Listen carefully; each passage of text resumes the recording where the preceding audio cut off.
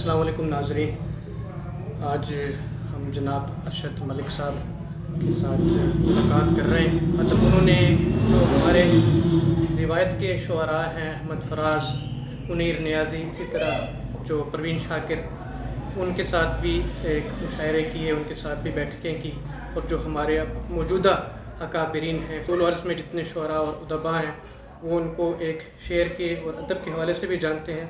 حال ہی میں ان کا جو ایک نمائندہ اچھا ایک فن پارہ ہے، حاضر اللہ سائیں، یہ ہمارے پاس پڑا ہے، اور دیگر ان کو جو پبلشر کے نام سے دنیا جانتی ہے۔ یہاں جتنے بڑے شاعر ہیں، بڑے لکھنے والے لکھاری ہیں، وہ رومیل پبلیکیشنز کو ضرور جانتے ہوں گے۔ میں یہاں صرف ایک بات عرض کروں گا ان کی تعریف میں، کہ ایک میرے دوست نے کہا تھا کہ یہاں جو ہمارے بڑے جو یہ نیشنل بک فاؤنڈیشن ہیں، اس طرح کے جو بڑے ادارے ہیں، اگر اتنا جو بجٹ ہے ہمارے ارشد ملک صاحب کو ملتا تو پتہ نہیں کتنی کتابیں چھاپ چکے ہوتے ہیں، اور عمدہ کتابیں چھاپتے ہیں۔ یہاں کے جتنے جو ہمارے معاصر شعراء ہیں اور لکھاری ہیں، وہ انہی کے پاس زیادہ تر آتے ہیں۔ ارشد صاحب، آپ کو خوش آمدید، ماشاءاللہ آپ آئے، اپنے عزت بخشی ہمیں۔ تو آج کا جو موضوع ہے وہ ہے کتاب کا مستقبل۔ ہم اب انہی کی زبانی ان سے سنتے ہیں، کچھ اپنی تھوڑی سی آپ بیتی بھی ہلکی سی سنائیں، اپنا سارا زندگی کا کامیابی کا سفر بھی سنائیں، اور ساتھ ہمیں کتاب کے مستقبل کے حوالے سے خاص طور پر جو چیلنجز ہمیں سامنے آئے ہیں اے آئی کے اور چیٹ جی پی ٹی کے آنے سے، اور ارشد صاحب سنائیں۔ اچھا، شاعری کے حوالے سے پہلی بات تو میں یہ کہوں گا کہ آپ یہ یاد رکھیں کہ ہر دور میں 2-4 شاعر ہوتے ہیں جو آتے ہیں، اور باقی جو 2-3 ہزار شاعر ہوتے ہیں وہ ان شاعروں کو اٹھانے کے لیے آتے ہیں، اور وہی نمائندہ شاعر ہوتے ہیں جو نکلتے ہیں، اور یہی شاعری کی خوبصورتی ہے۔ جہاں تک میری اپنی کہانی ہے، وہ یہ کہانی ایسی ہے کہ میں نے اسٹرگل کی اپنی زندگی میں بہت زیادہ، اپنے آپ کو ایک وقت پہ میں نے انہی گلیوں میں، انہی سڑکوں پہ جہاں میں آج گھوم رہا ہوتا ہوں، جہاں میں اب شعر پڑھ رہا ہوتا ہوں، جہاں مجھے لوگ جانتے ہیں، انہی گلیوں میں اسٹرگل کر رہا تھا۔ میں لوگوں کے گھروں میں اخباریں دے رہا تھا، میں لوگوں کے گھروں میں کتابیں دے رہا تھا، میں بیچ رہا تھا، اسٹالوں پہ لگا رہا تھا کتابیں۔ تو لیکن اللہ تعالیٰ نے جو عزت دی، گزار رہوں گا۔ جہاں تک آپ نے کتاب کے مستقبل کے بارے میں بات کی، دیکھیں یہاں پہ سب سے پہلے تو ہمیں تھوڑا سا بیک گراؤنڈ پہ جانا پڑے گا اور دیکھنا پڑے گا کہ اے آئی نے، یا ہم اس سے پہلے یہ دیکھتے ہیں کہ سوشل میڈیا نے یا موبائل نے کس کو کتنا نقصان بچایا۔ آپ موبائل کی جب بات کرتے ہیں تو آپ دیکھیں کہ کچھ عرصہ پہلے ہم بہت شوق سے گھڑیاں پہنتے تھے، بڑی بڑی اچھی گھڑیاں، بڑی بڑی قیمتی گھڑیاں ہوتی تھیں جن سے ہم اپنے قد بڑھاتے تھے۔ موبائل نے وہ گھڑی کھا لی، کیونکہ جو گھڑی ہم وہ ہمیں اضافی وزن لگنے لگا، یہ جو آپ کے ہاتھ پہ کلائی پہ بندھی ہوئی گھڑی ہے۔ پھر دیوار پہ لگا ہوا کیلنڈر کھا گئی، پھر ڈائری لکھ رہے تھے ہم، عید کارڈ، اس کے علاوہ بہت ساری اور چیزیں وہ کھا لی۔ اسی طرح سوشل میڈیا کے حوالے سے عام طور پہ ہم یہ سننے میں آیا ہے کہ کتاب کی، جیسے کہ ایک کسی شاعر نے فرمایا کہ کاغذ کی یہ مہک یہ نشہ روٹنے کو ہے، واہ واہ واہ واہ، یہ آخری صدی ہے کتابوں سے عشق کی۔ واہ واہ واہ واہ، بالکل۔ تو لیکن میں اس شعر سے ایگری نہیں کرتا۔ اس کی وجہ یہ ہے کہ دیکھیں، ہمیں رزلٹ چاہیے کہ گھڑی کا مکمل رزلٹ موبائل نے دیا یا ٹارچ کا مکمل رزلٹ دیا، لیکن کتاب کا مکمل رزلٹ نہیں دیا گیا۔ جب ہم کتاب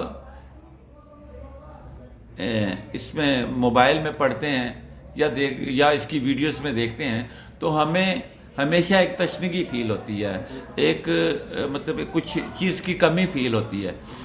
یہی کمی میں سمجھتا ہوں، اسی کمی کو میں مطلب سامنے رکھ کے میں کہتا ہوں کہ کتاب نے ابھی آگے جانا ہے، اس نے دوبارہ واپس آ جانا ہے۔ اور اس کی واضح مثال یہ دیکھیں کہ ابھی پچھلے دنوں لاہور میں بھی ایکسپو ہوا، اس کے علاوہ بہت سارے لوگ کتاب ایک فیشن کا درجہ بھی اختیار کر رہی ہے۔ ابھی بہت سارے پنڈی اسلام آباد میں ریسٹورنٹ بنے ہیں جہاں پہ 7 لائبریریاں بنائی گئی ہیں، چائے خانہ وغیرہ۔ تو یہی چیز بتا رہی ہے کہ کتاب ابھی رہے گی، یہ واپس آئے گی، یہ موجود ہے. اور اس کے علاوہ بہت سارے پبلیکیشن ہاؤس نئے بنے ہیں. میں سمجھتا ہوں کہ کتاب فلاپ نہیں ہوئی، کتاب بیچنے کے جو انداز ہیں وہ فلاپ ہوئے ہیں. ہمیں ہر چیز کو نئی شکل میں آنا چاہیے. جیسے آپ دیکھیں کہ ایک وقت تھا کہ ہم کیسٹس میں گانے سنتے تھے گاڑیوں میں، دوسرا طرف آپ رکھتے ٹیپ ریکارڈر ہوتا تھا. اس کے بعد وہی کیسٹس سی ڈی میں کنورٹ ہوگی، اس کے بعد آگے فلاپی میں، اور اس کے بعد یہ یو ایس پی میں، یہ اس طرح. اب یہ لیکن دیکھیں کہ ہر شکل پہلے سے بہتر آئی، جبکہ کتاب کی جو موبائل پہ پڑھنے کی جو شکل ہے وہ پہلے سے بہتر نہیں ہے بلکہ بدتر ہے. یہی وجہ ہے کہ کتاب نے دوبارہ سے واپس آنا ہے. اور پھر جہاں تک بات ہوتی ہے آپ کے سوچنے کی، دیکھیں آپ آج تک کے انسان کے سفر کا احاطہ کریں تو انسان نے یا شاعر نے جو چیز سوچی وہ کچھ سال بعد یا کچھ صدیوں بعد یا کچھ تھوڑے ٹائم کے بعد وہ عملی شکل میں ہمیں نظر آئی. جیسے شاعر نے سوچا کہ وہ خوابوں میں وہ ایک قالین کے اوپر بیٹھ کے سفر کر رہا ہے، گھوم رہا ہے اور پھر رہا ہے، اور اس کہانیوں میں اس نے لکھا کہ ایک جادوگر ہوتا ہے. اس کی وہ سفر کرتے کرتے آئی تھنک 2 صدیاں گزری تو اس کے بعد ہم نے ہوائی جہاز بنا لیا اور ہمیں ہوائی جہاز کے اوپر ہواؤں میں سفر کرتے ہوئے نظر آئے. ایسے ہی ہم نے دیکھیں کہ جیسے آپ دیکھیں کہ ہم نے کہانیوں میں پڑھا کہ علی بابا جب ایک دروازے کے سامنے جاتا ہے اور بولتا ہے کھل جا سم، اور دروازہ کھل جاتا ہے. تو اس وقت ہمیں یہ جادو لگ رہا تھا. لیکن آج ہم کسی بھی بڑے مال میں یا کسی بھی جگہ پہ جا کے جب دروازے کے سامنے کھڑے ہوتے ہیں تو وہ آپ کی حرارت سے دروازہ کھل جاتا ہے. تو یہ جو جادو کی دنیا ہے یہ انسان نے پہلے سوچی تھی اور پھر اس کی عملی شکل ہمارے سامنے آئی. تو شاعر نے بھی جو شاعری سوچی ہے نا وہی عملی شکل میں سامنے آئے گی. اب اے آئی یا دوسری چیزیں اس کے اوپر کیوں ابھی اس طرح نہیں آئی، کیونکہ اس کے اندر زندگی کی رمق ہی نہیں ہوگی. تو زندگی کی رمق کے لیے تو ہمیں ضروری ہے کہ ہمیں شاعر کی تھاٹ پڑھنی چاہیے. اب استعارے بدل رہے ہیں. اب دیکھیں کہ بہت سارے استعارے جو ہم چراغ کو کہہ رہے تھے تو اب چراغ کی جگہ بہت ساری نئی چیزیں آ گئی ہیں، ہم ان کو دے رہے ہیں. انگلش کے ورڈز آ رہے ہیں، دوسری زبانیں ایک دوسری زبانوں کے اوپر اپنا یہ اس کے اوپر حاوی ہو رہی ہیں. تو یہ ساری ایک نئی شکلیں آ رہی ہیں اور نئی شکلوں کے چیلنجز کو جو قبول کرے گا وہ آگے جائے گا. اگر کتاب اور کتاب بیچنے والے اور کتاب پڑھنے والے اور کتاب لکھنے والے یہ تمام لوگ اس چیلنج کو قبول کر کے اس چیز کو آگے لے کے جائیں گے تو میں سمجھتا ہوں کہ دوبارہ سے کتاب اپنا عروج واپس لے لے گی.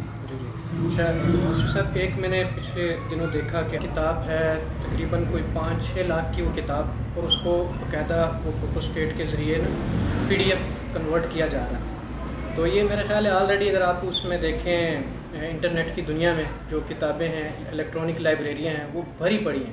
تو کیا یہ تیزی سے سفر اسی طرح جاری رہے گا؟ اور یہ کتاب ورقی جو، کیونکہ اصل جو سورس ہے PDF بک کا بھی، الیکٹرانک بک کا بھی، وہ بھی اصل جو ہارڈ کاپی ہے کتاب کی شکل وہی ہے. تو کیا یہ مزید آگے بڑھے گا؟ اور یہ ڈائریکٹ جو ہے جس طرح مثلا لکھا تو سارا کمپیوٹر پہ جا رہا ہے نا، تو کہ یہ ایسا تو نہیں ہے کہ آگے دور آئے تو لوگ یہ پبلش جو ہارڈ کاپی ہے اس سے استغنا حاصل کریں اور صرف PDF ہی کی جو شکل ہے جو جس طرح کئی دنیا میں بھی ہو بھی رہا ہے صرف اسی پہ اکتفا کرنے لگ جائے؟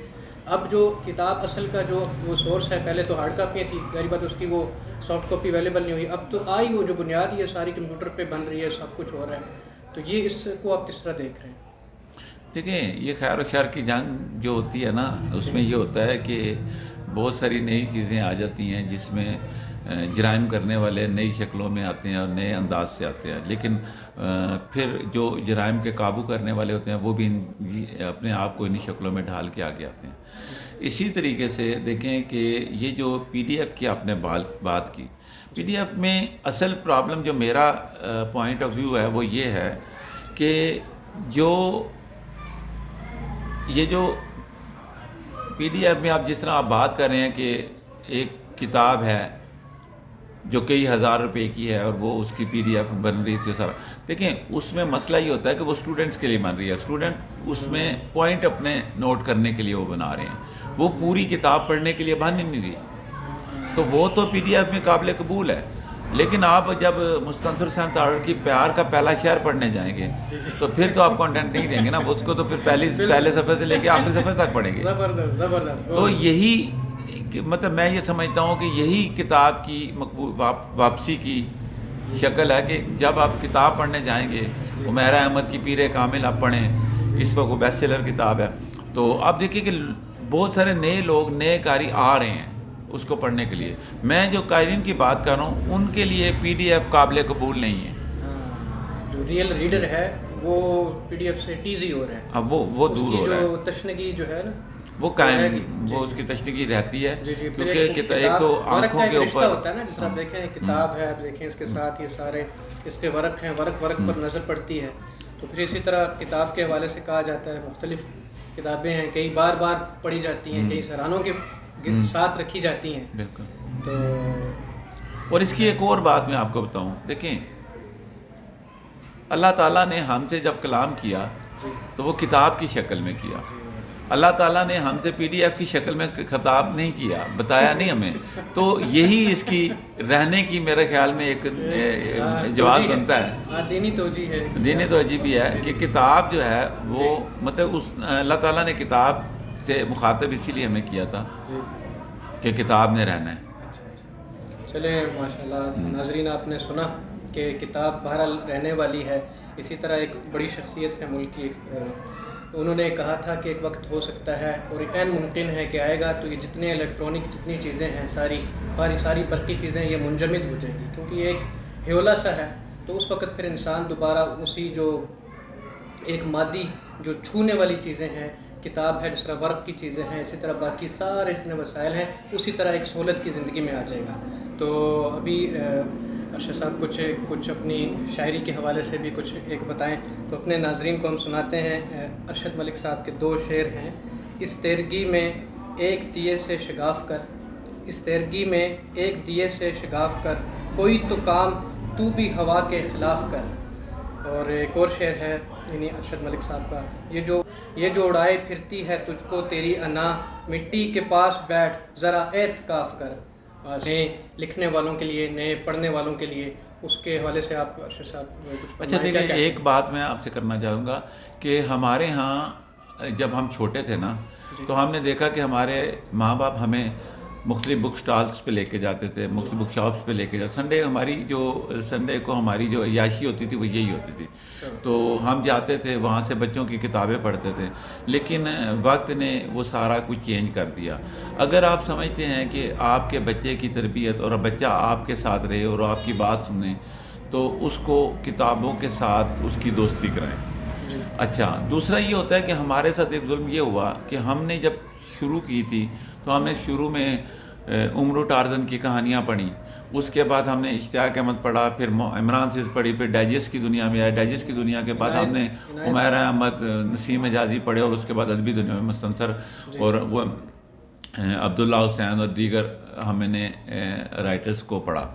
تو یہ ایک ترتیب ہے، یہ ایک سیکوینس ہے اوپر جانے کے لیے. لیکن ہمارے ہاں آپ یہ دیکھیں کہ ایک جو مسئلہ ہے وہ یہ بھی ہے کہ جتنے ایوارڈز دیے گئے، جتنے سرکاری ایوارڈز دیے، وہ بڑے شاعروں کو دیا جاتا ہے، بڑے ناول نگاروں کو لیکن بچوں کے لکھنے والوں کو نہیں دیا جاتا. اور جس کی وجہ سے بچوں کے لکھنے والے نہیں ہو تو اس کا مطلب یہی ہے کہ ایک سیڑھی ہے اور سیڑھی کے پہلے 3 پائیدان آپ کاٹ دیے ہیں اور آپ لوگوں کو کہہ رہے ہیں کہ اوپر چڑھیں تو وہ اوپر نہیں چڑھ سکتے، کیونکہ وہ پہلے 3 پائیدان بہت ضروری ہیں.